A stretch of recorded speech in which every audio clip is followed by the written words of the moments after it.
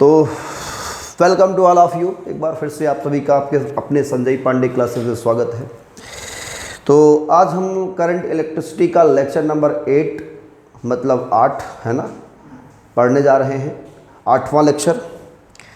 और इसमें हमारे लोग सीखेंगे कि किरचॉफ्स लॉ क्या होता है ना, और कितने टाइप्स का होता है ये। और साथ ही साथ एक बहुत ही बढ़िया प्रिंसिपल है व्हीट स्टोन ब्रिज, और व्हीट स्टोन ब्रिज का एक एप्लीकेशन है मीटर ब्रिज, वो पढ़ना है। और इसके साथ ही एक और डिवाइस हमारा प्यारा सा है पोटेंशियोमीटर। तो ये सारी चीज़ें हम इस लेक्चर में पढ़ने वाले हैं।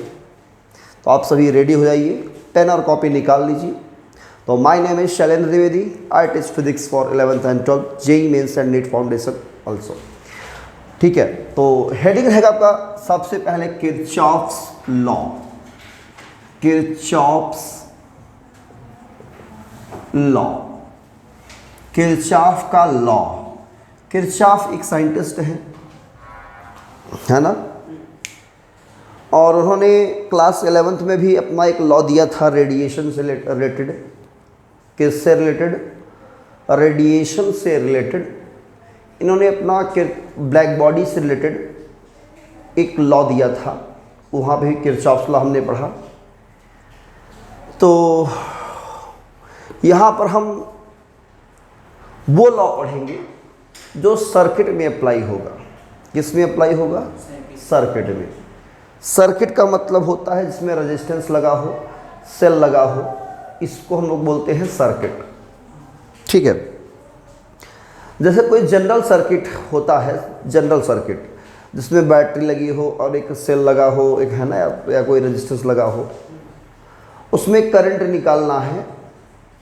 तो I = V/R या V = IR, Ohm's law apply करके हम सिंपल सर्किट के जो भी करंट होते हैं वो हम लोग कैलकुलेट कर लेते हैं। किस लॉ से? ओम्स लॉ के हेल्प से। सिंपल सर्किट जो बहुत ही इजी सर्किट वाले क्वेश्चंस होते हैं उन्हें हम सॉल्व कर लेते हैं। लेकिन जैसे कॉम्प्लेक्स सर्किट आ जाते हैं, क्या आ जाते हैं? Complex circuit. क्या कॉम्प्लेक्स सर्किट वालों को हम लोग सॉल्व कर सकते हैं ओम्स के लॉ से? जिसमें कि एक से ज़्यादा सेल लगे हों, एक से ज़्यादा रेजिस्टेंस लगे हों, कई क्लोज पाथ बन रहे हों, है ना। तो हम लोग क्या करते हैं, उस कॉम्प्लेक्स सर्किट को सॉल्व करने के लिए, उसमें करंट निकालने के लिए किरचॉफ्स लॉ का यूज़ करते हैं। मेनली हम लोग करंट निकालते हैं। क्या निकालते हैं? करंट।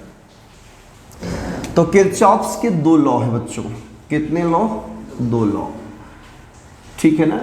तो आप इसे अपनी लैंग्वेज में नोट कर सकते हैं। क्या? किरचॉफ्स लॉ और ऑफ 2 टाइप्स लिख लीजिएगा। लेकिन हम फिलहाल आपको एक चार्ट बना के दे रहे हैं, है ना, सिंपल से लैंग्वेज में। ये होता है, पहला का नाम है हमारा किरचॉफ्स करंट लॉ। क्या नाम है? Kirchhoff's current law. शॉर्ट में इसे KCL कहते हैं, या इसी का दूसरा नाम है जंक्शन लॉ, जंक्शन लॉ या जंक्शन रूल भी कहते हैं। ठीक है, ये 2 नाम से फेमस है, किरचॉफ्स करंट लॉ या जंक्शन रूल। ज़्यादातर तो ये फेमस है, ज़्यादातर आपका जंक्शन रूल फेमस है। ठीक है। सेकेंड है किरचॉफ्स वोल्टेज लॉ।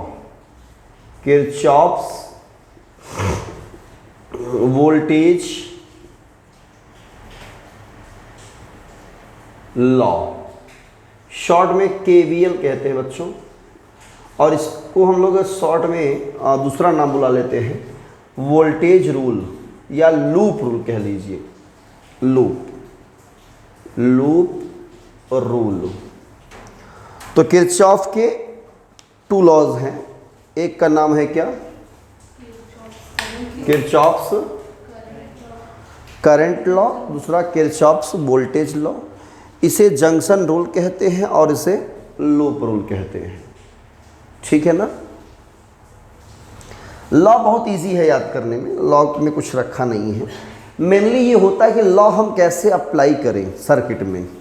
सबसे बड़ी बात ये होती है, कोई भी लॉ हम अप्लाई कैसे करें सर्किट में, सबसे बड़ी बात ये होती है।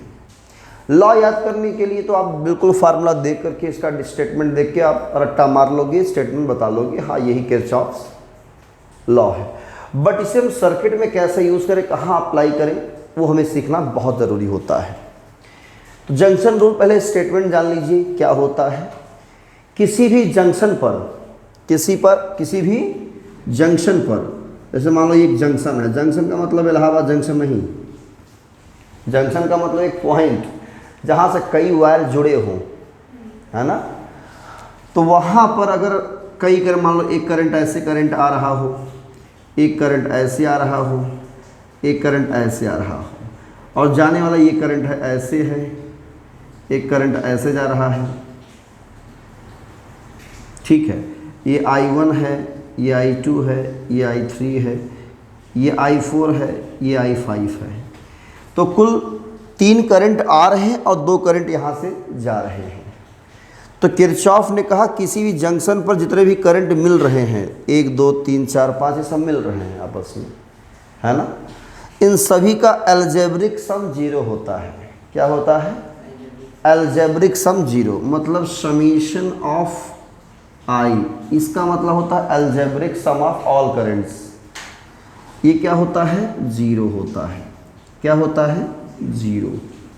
क्लियर? और ये बेस्ड है law of conservation of charge. इसका जो प्रिंसिपल है, या बेस्ड है, based on, it is based on law of conservation of charge. थोड़ा छोटा लिख रहा हूँ, आप लोग लिख लीजिएगा। It is based on law of conservation of charge पर बेस्ड है। क्लियर? लूप रूल क्या कहता है बच्चों? लूप रूल ये कहता है कि जैसे कोई क्लोज मेश है या लूप है, क्या है? Close mesh. In a closed mesh, या इसी को कहते हैं लूप। सभी पोटेंशियल डिफरेंस का जो अलजेब्रिक सम होता है डेल्टा वी, पोटेंशियल डिफरेंस का अलजेब्रिक सम वो 0 होता है। और ये वर्क करता है based on law of conservation of energy, law of conservation of energy. तो यही है हमारा किरचॉफ्स लॉ, यही स्टेटमेंट है। इसको हम लोग डिटेल में समझेंगे, पहले इतनी बातें नोट कर लीजिए। तो चलिए हम आगे बढ़ते हैं थोड़ा सा। किरचॉफ्स का जो फर्स्ट लॉ है ये उतना ज़्यादा इम्पॉर्टेंट नहीं है, सेकेंड लॉ का ज़्यादा यूज़ होता है। इसका यूज़ होता ही नहीं न्यूमेरिकल में जल्दी, है ना। ये जो हमारा है किरचॉफ्स वोल्टेज लॉ, इसका यूज़ हम लोग करते हैं सर्किट में। और सर्किट में कैसे यूज़ करेंगे समझिए ध्यान से। अच्छा, थोड़ा सा इसको भी हमें इस स्टेटमेंट में थोड़ा सा अलग से और बता देते हैं। देखिए, जो करंट आ रही है, ये करंट अगर आप इसे प्लस में लेंगे, साइन कन्वेंशन रूल इसमें नोट कर लीजिएगा, अगर आने वाली करंट को इनकमिंग करंट क्या लेते हैं हम, प्लस में लेंगे, तो जाने वाली करंट क्या लेंगे, नेगेटिव लेंगे। तो I1 plus I2 plus I3 minus I4 minus I5 बराबर 0। तो इसको ट्रांसफ़र कर देंगे तो इनकमिंग करंट का जो सम होगा वो आउटगोइंग करंट के सम के बराबर होगा। क्लियर? आप इसको नोट कर सकते हो। आने वाली करंट को क्या लेंगे, प्लस में लेंगे, और जाने वाली करंट को माइनस में। आप इसको प्लस में ले सकते हो, इनको माइनस में ले सकते हो, आपकी मर्जी। लेकिन जो सीक्वेंस है हमारा साइन कन्वेंशन, साइन को अडॉप्ट करने का मतलब कि लेने का जो है, वो आने वाली को पॉजिटिव लिया जाता है और जाने वाली को नेगेटिव। आप ले सकते हो, डोंट वरी, ठीक है। मतलब कुल हमारा जो आता है यहाँ पे, जो मेन मकसद हमारा है इसमें, जितनी करंट आ रही है इस पॉइंट ऊपर, उतना ही करंट जा भी रहा है। तो जितना करंट आया उतना ही करंट गया, जितना चार्ज आया उतना चार्ज चला गया, ना चार्ज क्रिएट हुआ ना डिस्ट्रॉयड हुआ। तो कौन सा लॉ हुआ ये? Law of conservation of charge. यही होता है ना, charge can neither be created nor be destroyed, है कि नहीं? तो यहाँ चार्ज ना क्रिएट हो रहा है ना ही डिस्ट्रॉयड हो रहा है, तो किस पर ये वर्क करता है? Law of conservation of charge पे। बोलो क्लियर? चलिए ठीक है, आगे बढ़ते हैं। किरचॉफ्स वोल्टेज लॉ को हम लोग थोड़ा सा डिफाइन करेंगे और समझेंगे अच्छी तरीके से। एक हम लूप बनाएंगे। क्या बनाएंगे? लूप। लूप नहीं, पूरा होल सर्किट कह लीजिए। लूप तो हम लोग चूज़ करेंगे और डिवाइड करेंगे अलग अलग पार्ट्स में, है ना। और किरचॉफ्स वोल्टेज लॉ का जो मेन यूज़ है वो है करंट कैलकुलेट करने में। किसमें? करंट को कैलकुलेट करने में, ठीक है। तो इसमें जो साइन कन्वेंशन रूल होता है बच्चों, थोड़ा सा इसके लिए आप नोट कर लेंगे। किरचॉफ्स वोल्टेज लॉ के लिए sign convention rule, sign convention rule, ठीक है। ये किसके लिए है? केवीएल के लिए है। साइन कन्वेंशन रूल जो होता है वो केवीएल के लिए ही है, ठीक है। तो पहला रूल ये कहता है, अगर हम ट्रेवल कर रहे हैं मान लो इस डायरेक्शन में, ठीक है, इस डायरेक्शन में हम ट्रेवल कर रहे हैं या चल रहे हैं, ये मान रहे हैं कि हम ऑब्जर्व कर रहे हैं। तो अगर पोटेंशियल ड्रॉप के डायरेक्शन चलते हैं, in the direction of potential drop. Potential drop का मतलब पोटेंशियल क्या होता है? डिक्रीज करता है। तो वो जो पोटेंशियल डिफरेंस होगा उससे हम लोग लेते हैं नेगेटिव। क्या लेते हैं? नेगेटिव। दूसरा पॉइंट, अगर हम पोटेंशियल ड्रॉप के अपोजिट चलते हैं, मान लो पोटेंशियल ड्रॉप इधर हो रहा है, उसके हम अपोजिट जा रहे हैं, इन अपोजिट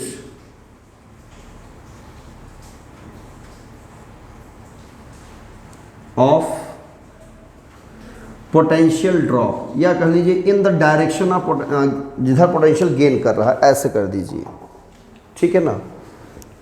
जिधर क्या हो रहा है? पोटेंशियल गेन कर रहा है, in the direction of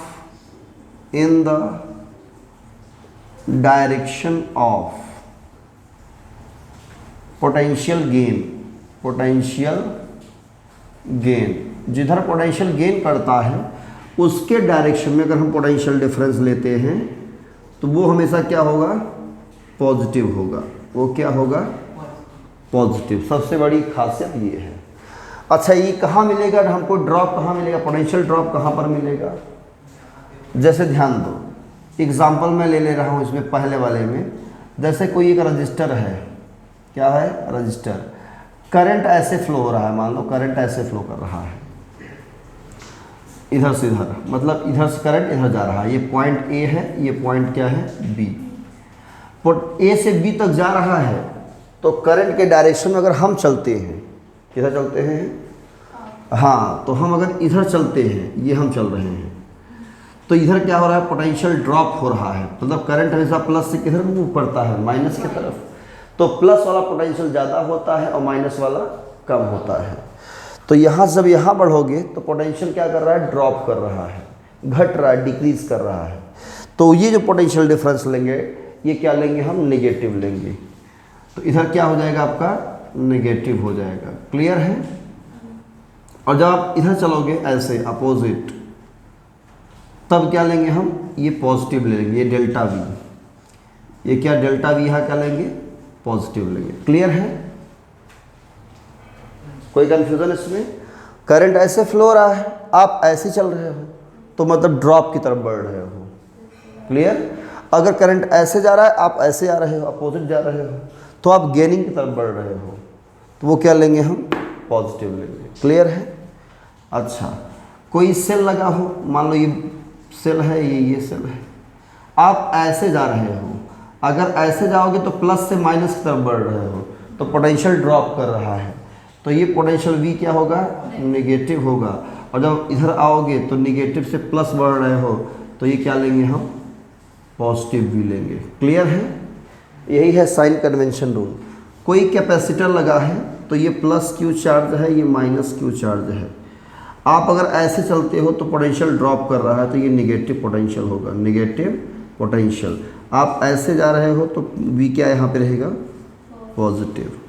capacitance C है तो ये कितना हो जाएगा हमारा डेल्टा V, डेल्टा V आएगा Q/C। क्लियर, पोटेंशियल डिफरेंस कैसे निकालेंगे, Q/C। कोई कंफ्यूजन, नोट कर लीजिए यहाँ तक।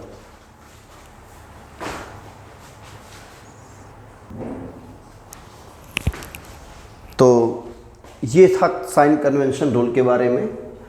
अब कैसे हम इसे अप्लाई करें, तो एक एग्जाम्पल के थ्रू समझेंगे इसे। किसके थ्रू, एग्जाम्पल के थ्रू। कैसे हम Kirchhoff's voltage law KVL apply करें, तो इतनी बातें आप अपनी माइंड में रखेंगे पहले साइन कन्वेंशन रूल के बारे में। अप्लाई करने का एक सिस्टम होता है, तरीका होता है, ठीक है। चलिए हम अप्लाई करने जा रहे हैं। अब देखिए ये एक सेल यहाँ पे है, प्लस माइनस, एक सेल यहाँ पे है प्लस माइनस, ठीक है। एक रेजिस्टेंस यहाँ लगा हुआ है ऐसे, और एक रेजिस्टेंस देखो यहाँ पे लगा हुआ है ऐसे। इस पॉइंट को हमने कहा A, जहां पे सेल है उस पॉइंट को मैंने B कह दिया, और यहां से एक रजिस्टर लगा हुआ है और एक रजिस्टर यहां लगा दिया गया है। A B, इस पॉइंट को मैंने C कहा, इसको कहा D। इस सेल का जो EMF है वो कितना है, E1 है। क्या है, E1। इसका जो EMF है वो क्या है, E2। EMF का मतलब होता है पोटेंशियल डिफरेंस, ठीक है। ये रेजिस्टेंस आपका R1 है, ये R2, ये R3, R4, और एक रेजिस्टेंस हम यहाँ भी लगा देते हैं, ये R5। क्लियर, तो A B C D एक क्या बन गया, हमारा सर्किट बन गया। अगर मैं आपसे पूछूं यहाँ पर कि इसमें कितने बंद रास्ते आप बना सकते हो, तो क्या कितने बताएंगे आप, कितने बंद रास्ते आप बना सकते हो, 3 बना सकते हो ना। एक A से चलोगे B तक, B से C आओगे, C से D आओगे, D से वापस A पे आ जाओगे। एक रास्ता ये हो गया, बोलो। दूसरा रास्ता एक A से जाओगे, B से C से वापस A तक आ जाओगे। तीसरा रास्ता A से चलोगे D पे, C पे, A पे, या A से C से D पे, A C से B। यही 3 ही रास्ते बनेंगे आपके पास। इन्हीं तीनों बंद रास्तों को हम लोग कहते हैं लूप। आप समझ आ गया, इन्हें क्या करेंगे हम, लूप। क्लियर है ना। तो सबसे पहले क्या काम करेंगे, Kirchhoff's voltage apply law apply करने के लिए, KVL अप्लाई करने के लिए आपको एक बंद रास्ता बनाना पड़ेगा, एक चूज करना पड़ेगा, कितने बंद रास्ते बन सकते हैं जिससे हमारा KVL आसानी से अप्लाई हो जाए। और KVL अप्लाई करने के बाद हम इक्वेशन बनाते हैं, उसे किस फॉर्म में लाते हैं, इक्वेशन में। और इक्वेशन अगर आपने सही सही बना लिया तो इक्वेशन को सॉल्व करना तो आता ही है ना। इतना मैथमेटिक्स तो आती होगी आप सबको। इक्वेशन को सॉल्व कर लिया, किसको, इक्वेशन को, तो करंट अपने आप मिल जाएगा। अच्छा, इक्वेशन सॉल्व करने से पहले, किरचॉफ्स वोल्टेज लॉ अप्लाई करने से पहले हम लोग क्या चूज करते हैं, बंद रास्ता, लूप। तो हम यहाँ चलो 2 लूप ले लेते हैं। कितने लूप, 2 लूप। एक A B C A, ये लूप हो गया, और एक A C या A D C A। Clear, 2 loop हो गए। इसे हमने कहा लूप 1, इसे कहा लूप 2। क्लियर है। लूप 1 और लूप 2, 2 लूप हो गए ना बच्चों। तो पहला काम ये करेंगे, उसके बाद क्या करेंगे, करंट निकालना सीखिए। करंट निकालना आता है भाई? करंट कहाँ से निकालेंगे, मार्केट से? करंट कहाँ से निकालोगे, जेब से? करंट निकलेगा सेल से या बैटरी से। तो करंट यहाँ से निकलेगा और यहाँ से निकलेगा। तो करंट किधर से निकलेगा, इधर से निकलेगा कि इधर से निकलेगा? तो आप सबको पता है करंट इधर से ही निकलेगा और इधर से निकलेगा। क्या ऐसा हो सकता है करंट इधर से फ्लो करे, यहाँ से निकले, यहाँ से निकले ऐसे? यहाँ से निकलने का कोई सवाल ही नहीं बनता। बोलो, समझ में आ रही इतनी बात? तो क्या करेंगे हम, इससे करंट निकालेंगे। तो इससे करंट कैसे मानेंगे, अगर ये सेल ईएमएफ E1 है तो करंट क्या मान लो, I1 है।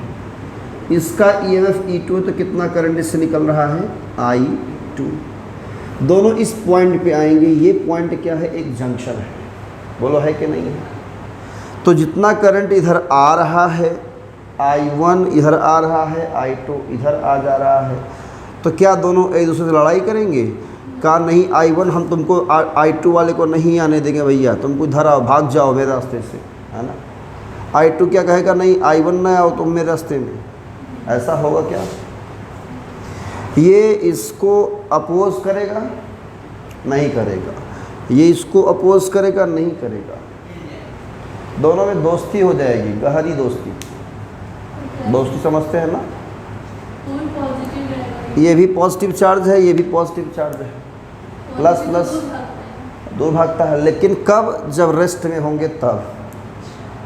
लेकिन है किस में, मोशन में है, तो मोशन की कहानी अलग है। तो दोनों ज्वाइंट हो जाएंगे, इधर से आएंगे, इधर से आएंगे, धाम से ज्वाइंट चिपक जाएंगे। चिपकने के बाद क्या होगा कि बीच का रास्ता अपनाएंगे ना। ये दोनों मिलके ना इधर जाएंगे, दोनों मिलके इधर जाएंगे। एक वायर लगा हुआ, रास्ता खाली है बिल्कुल, इसी दोनों मिलके दोस्त बन करके इधर निकल जाएंगे। तो इधर जाएगा I1 प्लस I2, ऐसे निकालना सीखिए। ये चलते चलते खूब लंबा सफ़र करेंगे, है ना, खूब पार्टी शार्टी करेंगे बढ़िया सा, है ना, रास्ते भर मौज मस्ती करेंगे। जैसे ही सी पहुँचेंगे, कहाँ पे, सी पर, इनको अपने घर की याद आने लगेगी, है ना।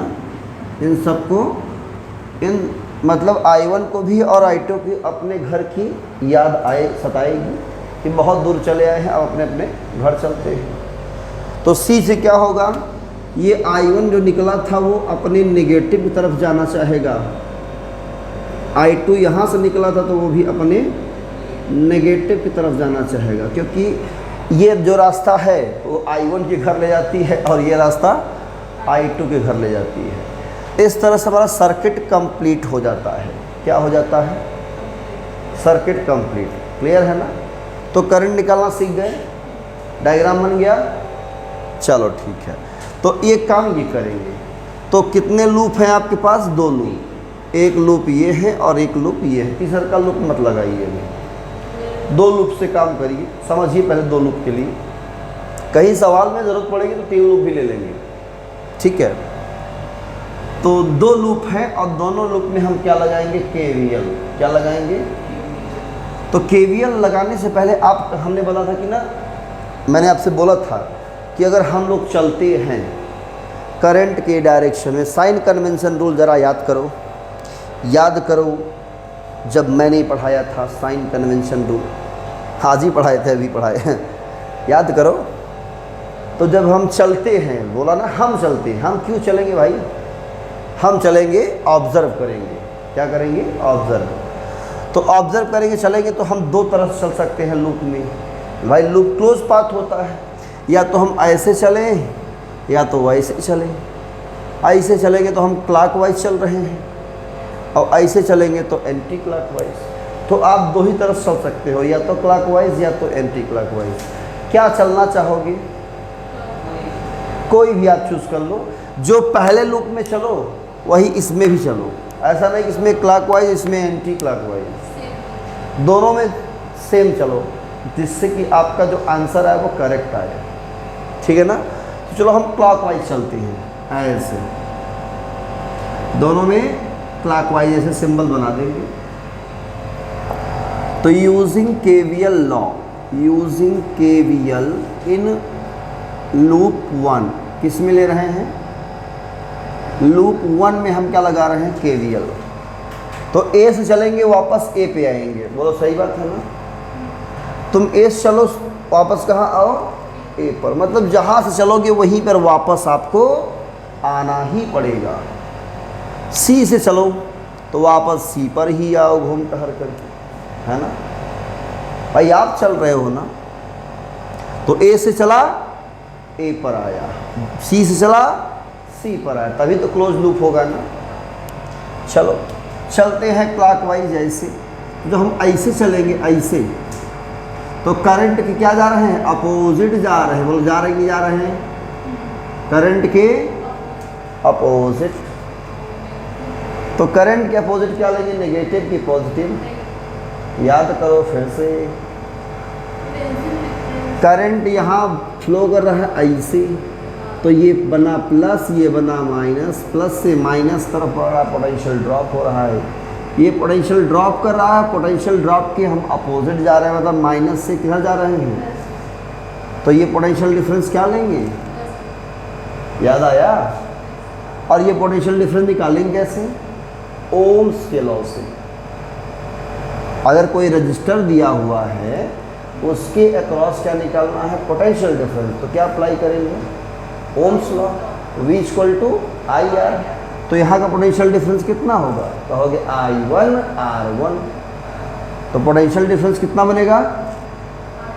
I1 R1, I1 R1, ये पोटेंशियल डिफरेंस बनेगा। अभी प्लस लेंगे कि माइनस लेंगे? कहोगे प्लस लेंगे। क्लियर? अच्छा, अब जब हम ऐसे चलेंगे, कैसे? ऐसे प्लस से माइनस की तरफ बढ़ रहे हैं, किधर बढ़ रहे हैं? तो पोटेंशियल क्या कर रहा है बच्चा? ड्रॉप कर रहा है। तो ड्रॉप करेगा तो इसका जो पोटेंशियल डिफरेंस कितना है? वो है E1। क्या है? E1। तो E1 प्लस लेंगे कि माइनस? माइनस, क्योंकि हम नेगेटिव तरफ बढ़ रहे हैं, तो माइनस E1 सही है। अच्छा, यहाँ जब आते हैं ऐसे चलते हैं, तो यहाँ भी करंट क्या जा रहा है? अपोजिट, मतलब ये है प्लस और ये है माइनस, तो माइनस से प्लस की तरफ बढ़ रहे हैं, तो इसका पोटेंशियल डिफरेंस क्या लेंगे? प्लस लेंगे।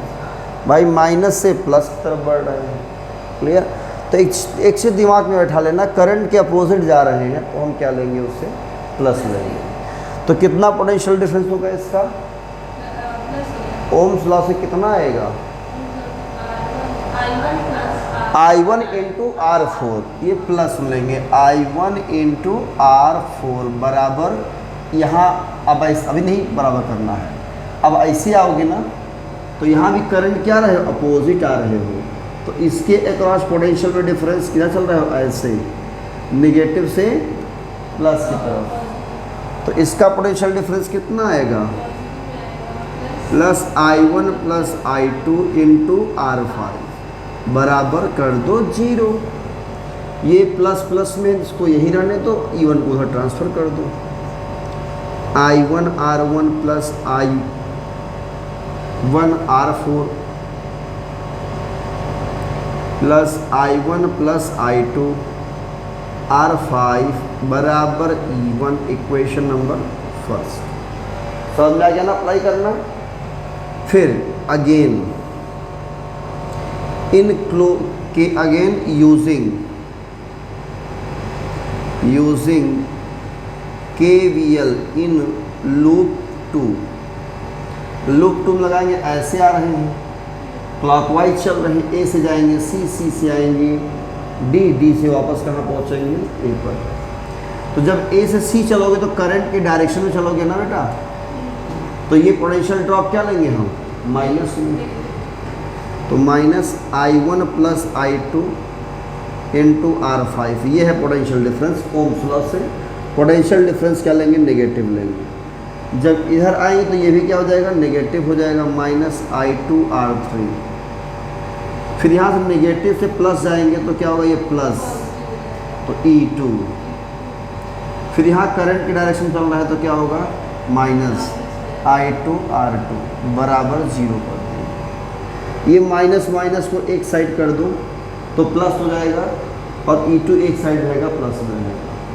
तो हम इसको माइनस अगर मल्टीप्लाई कर दें तो ये सब प्लस हो जाएंगे, ये माइनस उधर भेज देंगे इसको, तो I1 + I2 R5 plus I2 R3 plus I2 R2 बराबर E2। Equation number second. बोलो समझ में आया, क्लियर? तो यही है किरचॉफ्स वोल्टेज लॉ अप्लाई करने का तरीका। आपको भी सवाल में ऐसे अप्लाई करना है और दो इक्वेशन बनाना है और सॉल्व करके I1 I2 इसमें कितना करंट फ्लो हो रहा है वो निकाल लोगे। क्लियर ना?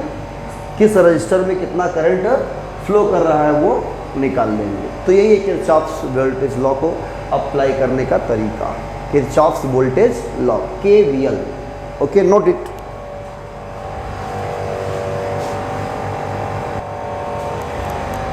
तो अब हेडिंग रहेगा आपका व्हीटस्टोन ब्रिज।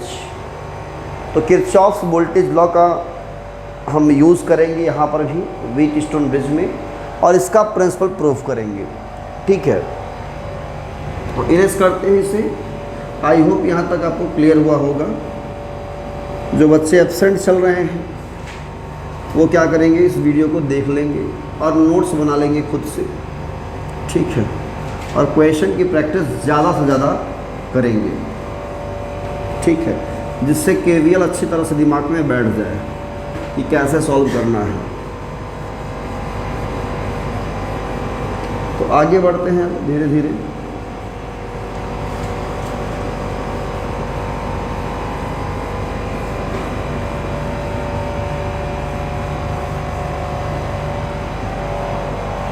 हेडिंग रहेगा व्हीटस्टोन ब्रिज। व्हीटस्टोन ब्रिज,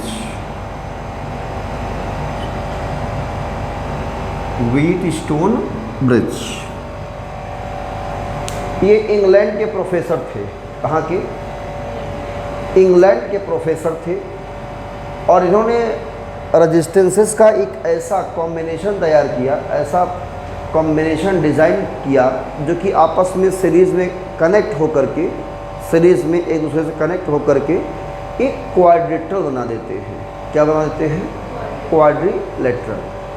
ऐसे कॉम्बिनेशन को, ऐसे कह लीजिए कि जो रजिस्टेंस हमारा है उसका कॉम्बिनेशन, इस कॉम्बिनेशन को, इस अरेंजमेंट को हम लोग कहते हैं व्हीटस्टोन ब्रिज।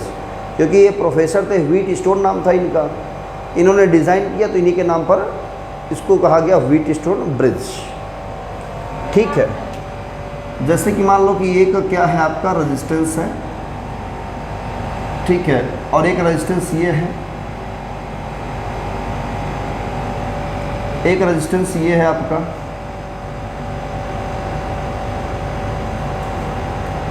और एक रेजिस्टेंस यहाँ पर है।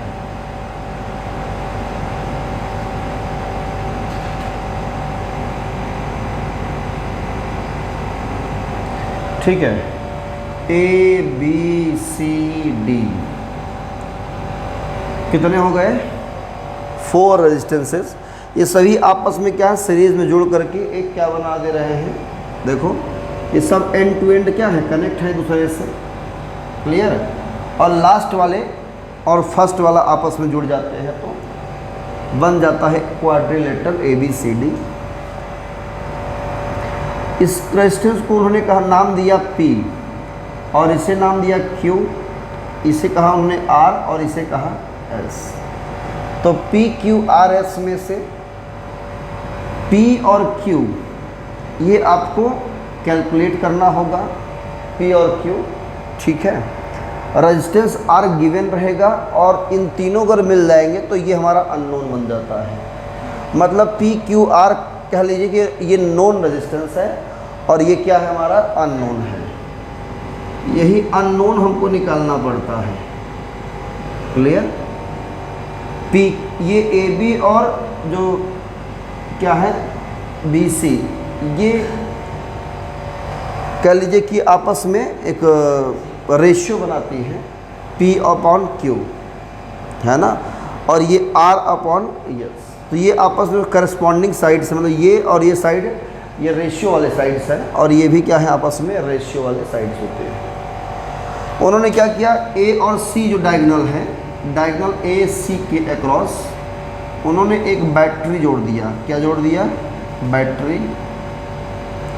एक की के थ्रू उन्होंने कनेक्ट कर दिया इससे, ऐसे ये सी है आपका, ठीक है। और इस डायगोनल के अक्रॉस उन्होंने एक गैल्वेनोमीटर लगा दिया। ये की K1 है बेटा, और ये गैल्वेनोमीटर आपका है G, और यहाँ से एक जो है टैपिंग की उन्होंने लगा दिया K2। क्लियर? जब यहाँ से करंट स्विच ऑन करते हैं, यहाँ से स्विच ऑन करेंगे, यहाँ से करंट निकलता है I, यहाँ पहुँचता है, इसके पास दो रास्ते होते हैं, इधर निकल जाता है I1, इधर निकलता है I2। ये I2 इधर से होता हुआ इधर से होता हुआ इधर से निकलेगा इस साइड में, और वापस हमें I करंट देगा। ठीक है, क्लियर है? तो इन्होंने कहा कि अगर मैं इसकी K2 को क्लोज कर दूँ, मतलब टैप करें, दबाएं, प्रेस करें, और इसमें करंट फ्लो हो। करंट कैसे फ्लो होगा ये गैल्वेनोमीटर हमारा बता देगा। अगर करंट फ्लो होगा तो डिफ्लेक्ट करेगा, ये क्या करेगा? डिफ्लेक्ट करेगा। और जब डिफ्लेक्ट करेगा तो कहेंगे करंट फ्लो हो रहा है, डिफ्लेक्ट नहीं किया तो करंट फ्लो नहीं हो रहा है। जब ये करंट ना फ्लो हो तो ये अपॉन ये बराबर ये अपॉन ये। क्लियर? अगर इस डायगोनल में कोई करंट फ्लो ना हो, करंट फ्लो कैसे होगा? जब हम इसे क्लोज करेंगे, टैप करेंगे, स्विच ऑन होगा तो करंट आएगा। अगर स्विच ये ऑन करने के बाद, टैप करने के बाद ही करंट नहीं फ्लो कर रहा है तो हमारा ब्रिज बैलेंस में है। क्या है? हाँ, तो इनका जो प्रिंसिपल है वो भी मेन इंपॉर्टेंट है। प्रिंसिपल कंस्ट्रक्शन अगर आप लोग बुक से पढ़ सकती हो, ठीक है ना। If there is no current through the diagonal BD, through the diagonal BD, then bridge is in balanced condition। किस में है? Balanced condition. जब बैलेंस्ड कंडीशन में है तो उस कंडीशन में P अपॉन Q ये बराबर होगा R बाई S। तो बैलेंस कंडीशन किसे कहेंगे? जब इसमें डिफ्लेक्शन ना हो, वो बैलेंस में है। ठीक है ना।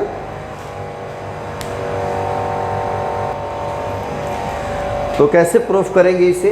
अगर मान लीजिए प्रूफ करना है आप लोग को कि ये प्रिंसिपल है P by Q equal to R by S, ठीक है, इसे प्रूफ करना है तो करेंगे क्या? इस डायगोनल में हम लोग क्या करेंगे, इसे P Q R S मानेंगे और यहाँ से करंट I निकलेगा, दो पार्ट में इसको डिवाइड करेंगे। मुझे पता है कि इसमें कोई करंट फ्लो नहीं होता है, कोई डिफ्लेक्शन नहीं होता है, तो करंट इसमें आएगा ही नहीं।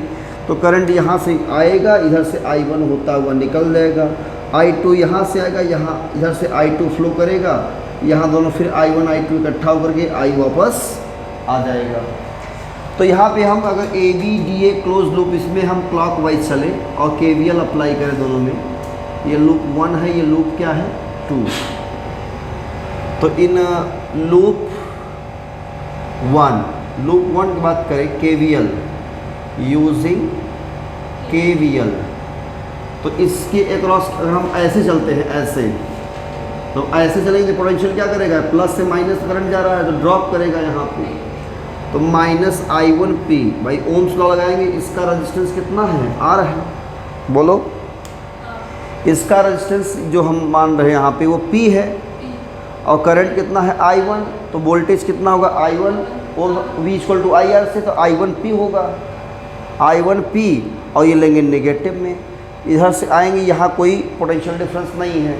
जब ऐसे चलेंगे तो करंट के अपोजिट जा रहे हैं, तो ये वोल्टेज क्या लेंगे, प्लस में लेंगे।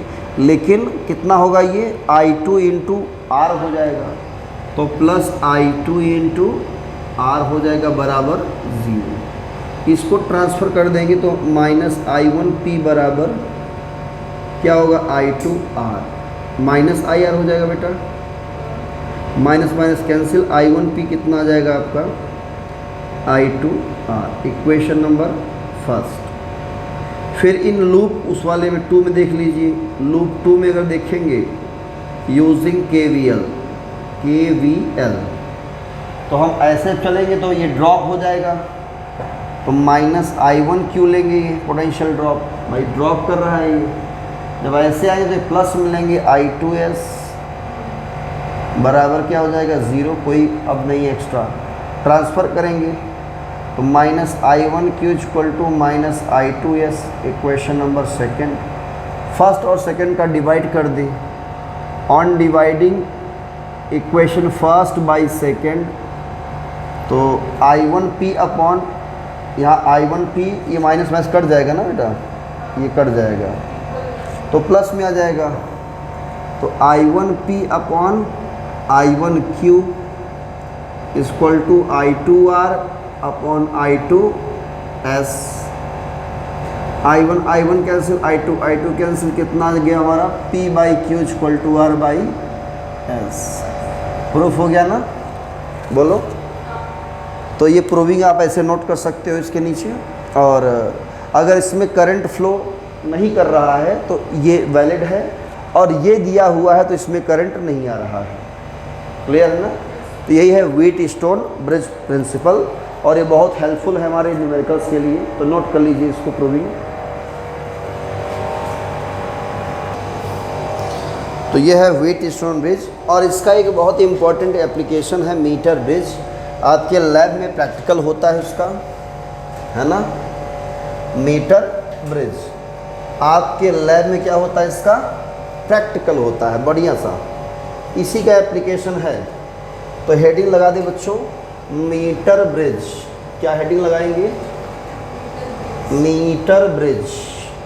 बहुत इम्पॉर्टेंट डिवाइस होता है, और इस मीटर ब्रिज के हेल्प से हम क्या करते हैं, अननोन रेजिस्टेंस की वैल्यू कैलकुलेट कर लेते हैं एक्सपेरिमेंटली, है ना। मीटर ब्रिज, मीटर, हाँ, अननोन रेजिस्टेंस की वैल्यू फाइंड आउट करने का काम आता है हमारा मीटर ब्रिज। ये किस प्रिंसिपल काम करता है, it works on the principle of Wheatstone bridge, Wheatstone bridge, ठीक है ना, गेहूं का पत्थर का ब्रिज, है ना यही नाम है इनका, व्हीटस्टोन ब्रिज पर काम करता है ये हमारा मीटर ब्रिज, ठीक है, सिंपली। और ये होता कैसा है, कंस्ट्रक्शन आपकी बुक में दिया गया है, और आप लोग लैब में भी देख रखे होंगे, है ना। ये एक लकड़ी का क्या होता है, वुडन बोर्ड होता है, सिंपली इसका लकड़ी का एक बोर्ड होता है बढ़िया सा, ठीक है। ये लकड़ी का हमने बोर्ड बना दिया है, और इस बोर्ड के एजेस पर, मान लो ये एक एज है, एक एज ये है, एजेस पर जो होता है एल शेप की कॉपर स्ट्रिप लगी होती है। क्या बनी होती है, हाँ, कॉपर की स्ट्रिप बनी होती है ऐसे,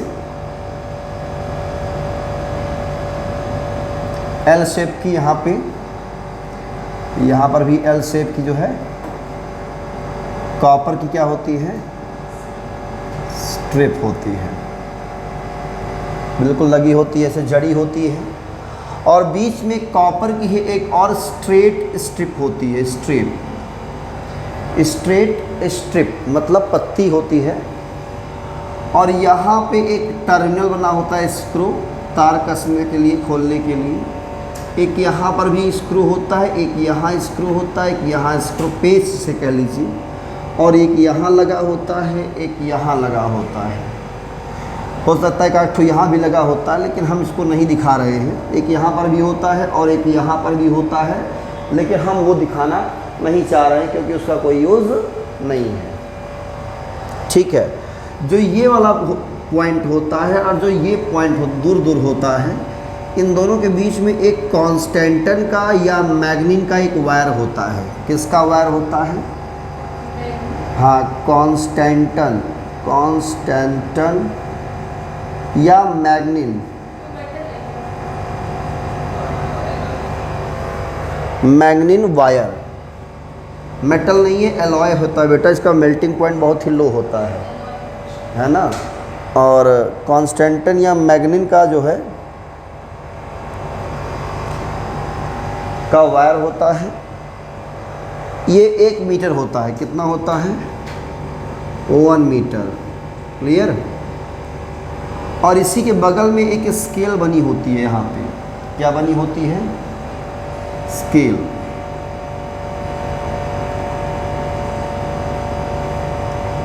ऐसे से जो है स्केल बना होता है बेटा। 1 मीटर स्केल, बड़ा सा मीटर स्केल देख रखा होगा ना, ऐसे मीटर स्केल बना होता है। कुल 100 सेंटीमीटर तक ये डिवाइड होता है। कितने सेंटीमीटर तक भाई? 1 मीटर कितना होता है? 100 सेंटीमीटर। ठीक है, तो ऐसे मीटर स्केल बना होता है। ठीक है, अब हम कोई भी एक्सपेरिमेंट करते हैं ना, ध्यान दीजिए, कोई अगर एक्सपेरिमेंट अगर करते हैं तो जो ये पॉइंट है और ये पॉइंट, ये पॉइंट, ये पॉइंट, ये पॉइंट को छोड़ करके जो ये वायर है, इसके अक्रॉस हम एक बैटरी और की लगाते हैं। क्या लगाते हैं? बैटरी। 2 वोल्ट की करीब बैटरी होती है लैब में, और आप 4 वोल्ट की लगा लो, कोई दिक्कत नहीं है। लेकिन एक्सपेरिमेंट हमेशा 2 वोल्ट पे होता है। कितने वोल्ट पे? 2 वोल्ट या मैक्सिमम 3 वोल्ट। लेकिन 2 वोल्ट पे करेंगे तो ज़्यादा बेटर होगा। ज़्यादा वोल्टेज कर देंगे तो ये वायर पिघल जाएगा, डैमेज हो जाएगा। ठीक है ना। ये बैटरी हमारा है, और यहाँ हम लगाते हैं एक रेजिस्टेंस बॉक्स। 5000 ओम तक का, 10000 ओम तक का एक रेजिस्टेंस बॉक्स होता है, आरबी रेजिस्टेंस बॉक्स। इसमें हर एक डिफरेंट ओम के क्या लगे होते हैं? प्लग लगे होते हैं, आपने देखा भी होगा। उसको निकालेंगे 500-200 ओम का, तो वो आपको आर मिल जाएगा। क्या मिल जाएगा? आर। तो यहाँ से आपको क्या मिलेगा? आर की वैल्यू मिलेगी, है ना, रेजिस्टेंस। और यहाँ हम एक अननोन रेजिस्टेंस लगा देते हैं। ये भी कांस्टेंटन या मैग्नीन का वायर ही होता है, और आपको दे दिया जाता है, आप लगा लेते हो, है ना। इसी से हम सीरीज़ पैरेलल वेरीफाई भी करते हैं। क्लियर? और इसी अननोन रेजिस्टेंस की वैल्यू हमको एस निकालनी पड़ती है, और साथ में स्पेसिफिक रेजिस्टेंस भी निकालना पड़ता है। स्पेसिफिक रेजिस्टेंस का मतलब रेजिस्टिविटी। क्लियर? तो यही निकालना होता है। उसके बाद यहाँ से हम क्या करते हैं, एक गैल्वेनोमीटर होता है। क्या होता है? गैल्वेनोमीटर। इसका प्लस वाला हम कनेक्ट कर देते हैं, और नेगेटिव वाला जो टर्मिनल होता है उसको उठा कर क्या करेंगे हम, एक की के थ्रू, किसके थ्रू? हाँ, उसको जॉकी के थ्रू जो है, जॉकी मतलब क्या होता है मालूम है? एक की होता है, उसको हम स्लाइड कराते हैं या टच कराते हैं। ये जॉकी है। टच कराएंगे तो हम क्या करेंगे, देखेंगे कहाँ पे 0 पर ये हो रहा है, मतलब इसमें करंट कहाँ पे डिफ्लेक्ट नहीं कर रहा है। जब आप इसको यहाँ टच कराओगे, इसको हम ए मानते हैं, और इसे क्या मानते हैं? सी। क्या मानते हैं? सी। जब यहाँ टच कराओगे डिफ्लेक्शन इधर जाएगा, और यहाँ टच कराओगे डिफ्लेक्शन इस साइड जाएगा। क्लियर?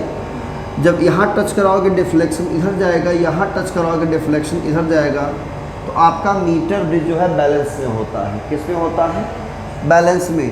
फिर हम कोई ओम रेजिस्टेंस निकालते हैं, आर ओम का मान लो निकाल लिए, 10 ओम 20 ओम जो भी आप समझिए। निकालने के बाद जब टच कराएंगे, तो जब टच कराएंगे तो कहीं ना कहीं क्या होगा, ना इधर डिफ्लेक्ट कहाँ पे आएगा, सीधा ये 0 आ जाएगा। ये नेगेटिव हमारा ऐसे हो जाएगा। जहाँ पे ऐसे हो जाए मतलब कोई डिफ्लेक्शन नहीं है, कोई करंट नहीं है। मान लो इस पॉइंट पर टच कराने पर क्या होता है, करंट फ्लो नहीं करता है।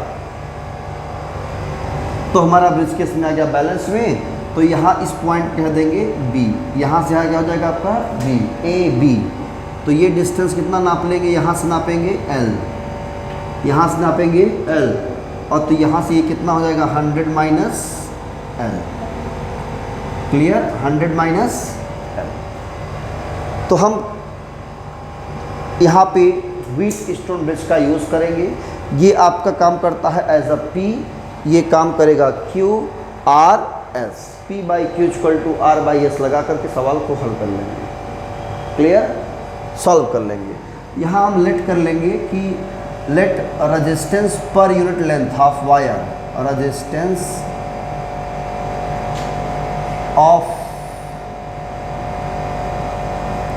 वायर AC, जो वायर AC है, resistance per unit length, per unit length of wire AC is कितना है K, कितना मान लेंगे K। तो जो AB लेंथ है इतने का क्या हो जाएगा रेजिस्टेंस KL। तो resistance of AB, resistance of AB ये हो जाएगा KL, यानी ये हमारा क्या हो जाएगा P इक्वल टू KL मिल गया। And resistance of BC,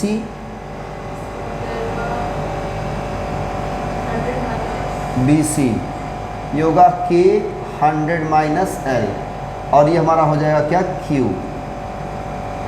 K 100 minus L। फिर लगाएंगे using Wheatstone bridge principle, Wheatstone bridge principle. ठीक है, जो प्रिंसिपल होता है वो P by Q equal to R by S। P कितना हमारा KL by Q, K 100 minus L, R by S, K cancel. तो हमको क्या निकालना है, S निकालना है। तो क्रॉस मल्टीप्लाई करेंगे तो L इंटू एस बराबर R into 100 minus L। L को डिवाइड कर देंगे तो अननोन रेजिस्टेंस कितना आएगा R 100 minus L by L। ये अननोन रेजिस्टेंस का वैल्यू कैलकुलेट करने का फार्मूला मिल गया। यही है हमारा व्हीट स्टोन ब्रिज पर बेस्ड एक एप्लीकेशन मीटर ब्रिज, और इसी पर न्यूमेरिकल कभी कभी जेईई मेंस और नीट भी पूछ सकता है। ठीक है, तो आप लोग इसे क्या करेंगे, सॉल्व करेंगे, नोट कर लीजिए।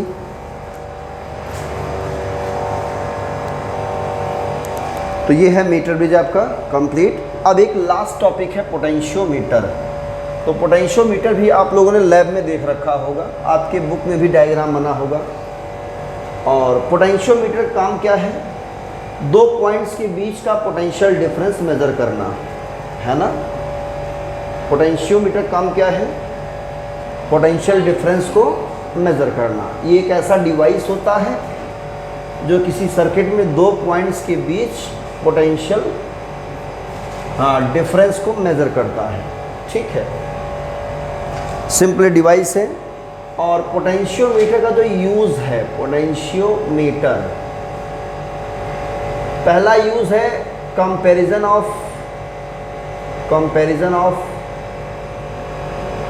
EMF of two cells. Two cells का क्या करना है, कंपैरिजन करना होता है। अगर सेल के EMF आपको दिए रहे E1 और E2 निकालना है, मान लेते हैं, तो ये आपका होता है उनके balancing length L1 upon L2 के बराबर होता है। क्या होता है, हाँ। और दूसरा क्या होता है हमारा, इंटरनल रेजिस्टेंस किसी सेल का, internal resistance of a cell. तो ये निकालते हैं small r equal to capital R E by V minus 1, और E बाई V हमारा होता है कितना, यहाँ से हम लोग निकालते हैं, ये E बाई V आता है L1 बाई L2। तो यहाँ रखेंगे L1 बाई L2 -1। ये फार्मूला आपने करंट पढ़ चुका है ना अपने सेल के बारे में। तो यहाँ E/V जो वैल्यू आएगी वो हमारी L1/L2 आती है, ध्यान रखना, क्योंकि यहाँ पे डिवाइस बनाना इम्पॉसिबल हमारे लिए है। अब बनाएंगे, आपको समझ में भी नहीं आएगा डायग्राम, तो आपको क्वेश्चन में जो है प्रॉपरली तरीके से आपको दिया रहेगा कि पहले सेल का जो EMF का जो बैलेंसिंग लेंथ L1 है, और बिना सेल के लिए जब हम बैटरी से सर्किट का जो बैलेंसिंग लेंथ है वो अलग है, कुछ आ रहा है। तो आपको दो लेंथ दिया रहेगा और E या V या किसी एक लेंथ, ये लेंथ दिया रहेगा, आपसे R पूछ लेगा। तो क्या करेंगे, इस फार्मूले का यूज़ करेंगे डायरेक्टली। तो हम लिख दे रहे हैं R = capital R L1 - L2/L2 LCM लेकर के। तो डायरेक्टली हम L1 L2 कैपिटल R की वैल्यू पुट करेंगे, ये न्यूमेरिकल में दिया रहेगा, और सेल का इंटरनल रेजिस्टेंस कितना है वो बता देंगे। दो सेल लगा है, दोनों सेल का बैलेंसिंग लेंथ दिया है, और एक का EMF दिया है तो दूसरे का EMF निकालना, तो ये निकाल लेंगे। और EMF दिया है तो कितना होगा उसका बैलेंस, मान लो बैलेंसिंग लेंथ दिया है तो EMF का रेशियो कितना आएगा, तब भी निकाल लेंगे इसका। क्लियर है ना। और इसमें पोटेंशियल ड्रॉप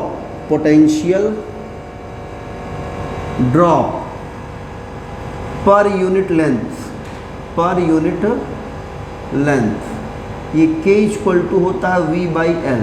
कितना होता है, K = V/L।